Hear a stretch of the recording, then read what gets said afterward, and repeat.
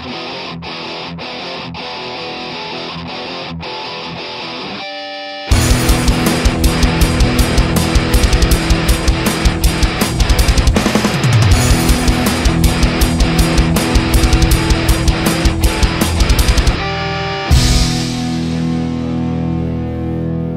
y'all, it's Heel Heat time.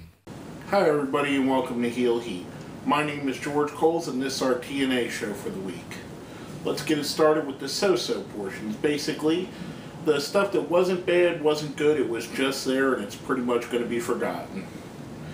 We had Frankie Kazarian versus Crazy Steve from the Menagerie.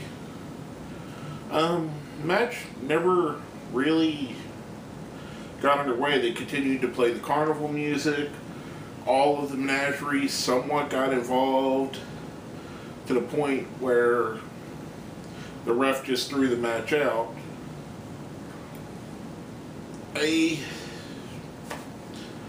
For a guy like Kazarian, for this to be one of his last, if not his last, TNA appearance, I think they kind of did him wrong with that. It was a little baffling because it didn't really build to the Menagerie's goal. The goal of the Menagerie is to raise money, and I would assume, kayfabe-wise, like old Dusty used to say, you get more money when you go to the winning side of the pay window. So, them not seemingly caring about a disqualification would, I think, defeat their modus operandi, which is to gather more money to bring the carnival back. But just a weird little match. Could have been done better. Could have had Kaz with a better send-off. Could have had a better introduction for the in-ring style of Crazy Steve. But it is what it is. Next up, we have the bad portions of the show. First one, in a handicap match, we have Willow versus Magnus and Bram.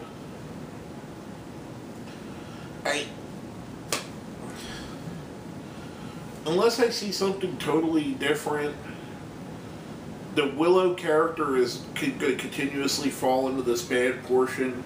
Unless there's some real changes made to the character itself, or character development, I don't see myself enjoying it at all.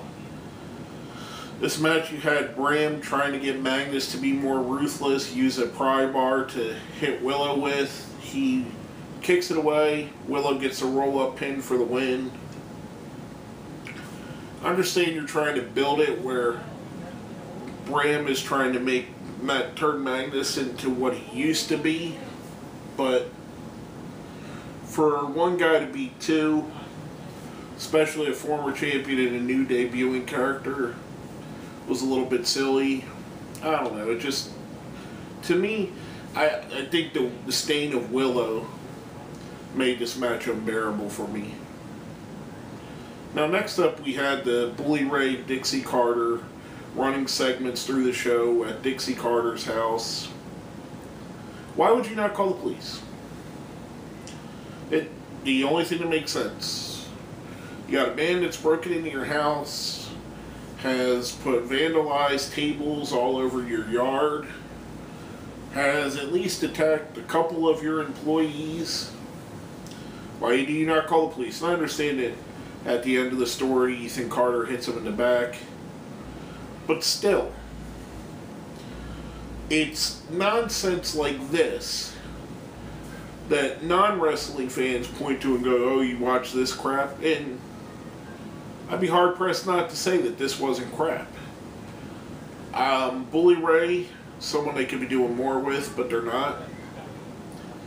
Dixie Carter, I don't know why she's still on TV other than to stroke her ego. She lost the match with MVP, giving him power, so she should have been gone from television. I don't know, just another stupid week of stupid segments with this feud. It just doesn't interest me at all. Next up, we had another running theme of the night, Eric Young versus MVP. We seen Eric try to get to MVP a few times during the night, be thwarted by security basically, which leads us to a match. Eric Young versus MVP to close the show for the world title. MVP ends up getting himself disqualified, MVP gets disqualified when Kenny King comes down. Kenny King and our MVP attack Eric Young, which we hear Lashley's music, and Lashley comes out, looks like he's going to get in to help Eric Young, but ends up spearing him and joining the attack. Here's why this makes it into the bad portion of the night for me, folks. I understand the Kenny King MVP partnership. Kenny King's a heel. But why is Lashley in this group? Why? I don't get the whole thing. I don't get the MVP heel turn. It was done way too quickly. He just overthrew, just like I just talked about, just overthrown Dixie for power in the company. So to right all the evils that she did, but now he's evil all of a sudden. The whole thing doesn't make sense. The group doesn't make sense. The only thing I could think of is MVP bringing Lashley back to TNA a couple weeks or a month or so ago, or two, or I'm sorry, it's been a little while now. But anyway, I just don't get it. I don't get what they're going with this. I'm tired of the evil GM role, and it's basically what they're doing here. Now, coming off of that bad portion, we're going to go into our question of the week. The question of the week last week was, if and when the Wolves split, who's going to go on to a bigger singles career in TNA, Davey Richards or Eddie Edwards? Got some answers from our friends. First is from Silver84.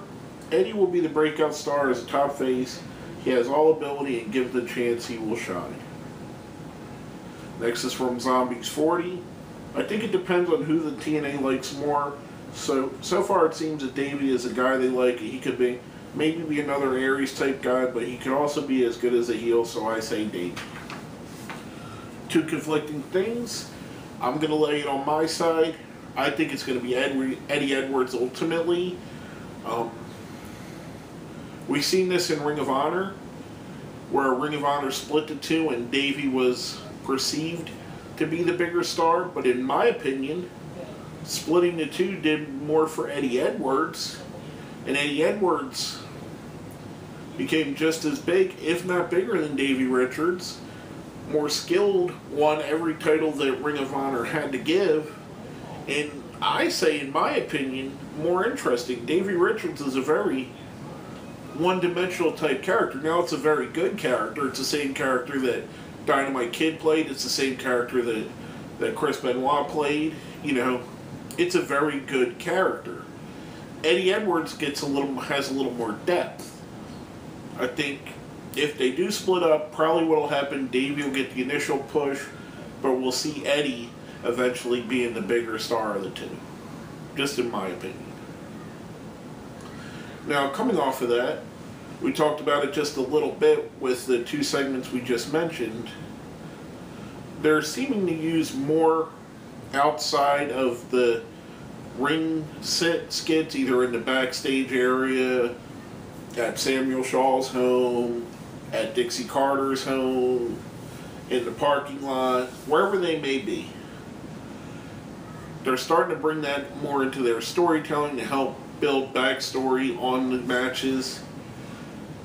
My question of the week is, do you want to see more of that? Do you want to see them use more of the outside of wrestling stuff to build up the inside the ring stuff? Or do you think they might be overkilling it, showing us like this week several times going to Dixie Carter's house, several times Eric Young and MVP fighting all throughout the stage, and another one I'm going to mention a little bit later.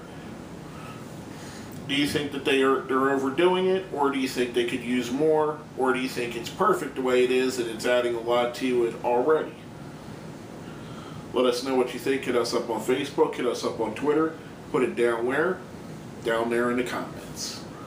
And when you do that, go click the like button, share button, get our name out there, get us a little, let's get some more fans watching this. more of you guys, more of you friends of mine that I've made through this show. Let's share this around. Get everybody involved. Next up, we're going to go on to the good portion of the night. First one for me was the match between Gail Kim and Velvet Sky. I thoroughly enjoyed everything about this. I like the beautiful people involvement with Velvet and Angelina. I love Gail Kim as a wrestler. I think she's awesome. Velvet's pretty good too. I thought this was a hell of a match, and I thought Gail pulling out the win at the end gives us a credible contender for Angelina Love's World Championship going forward. I enjoyed it. What can I say? It's a good Knockouts division match. Hearing that Tiffany Terrell is going to be coming back very soon. So, I'm sorry, Taryn Terrell. Tiffany was her WWE name. I'm sorry about that. She's going to be coming back soon. So, and there's rumors that some other independent divas or independent knockouts have been signed. So maybe they're going to start building the division up again. I'd like to see it. I think it's interesting. It's always been one of the selling points for TNA for me was the fact that their knockouts division actually was a wrestling division.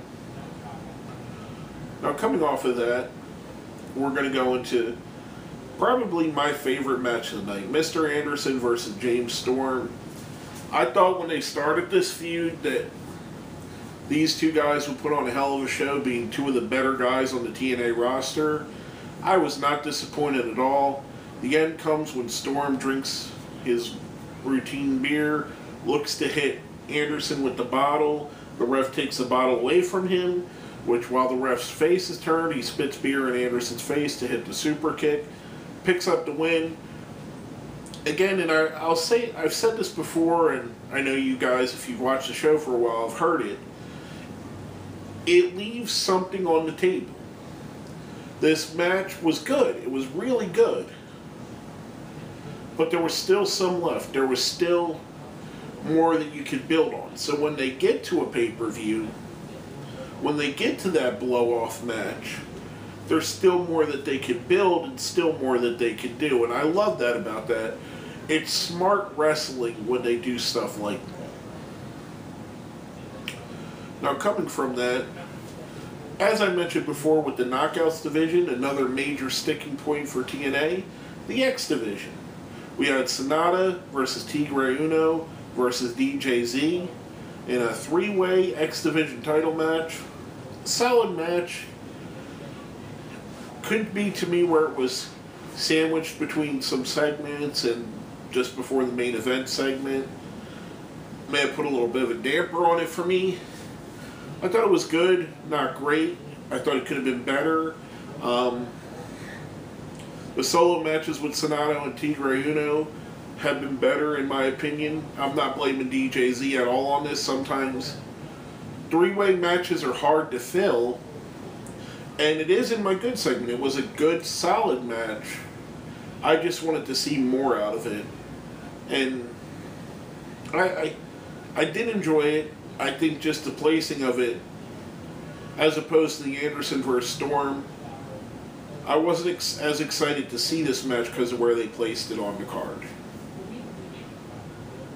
But anyway, good match either way.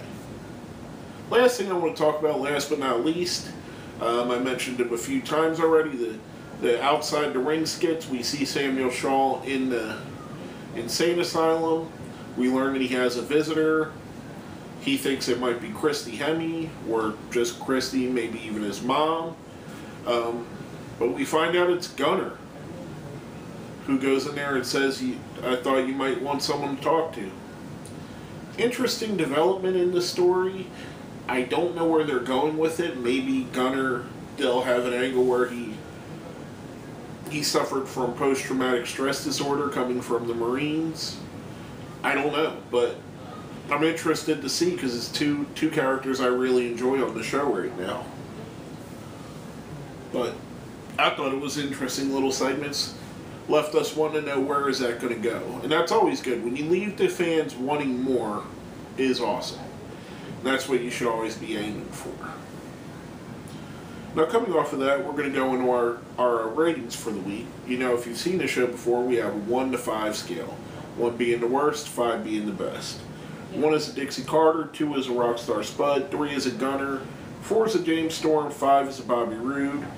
I'm going to go ahead and give the show a 3. I'm going to give it a Gunner. Gunner, really a middle-of-the-road show. Some baffling segments, some altogether bad segments, some really good matches. I'd say on the show there were 6 matches and 3 of them were good to great.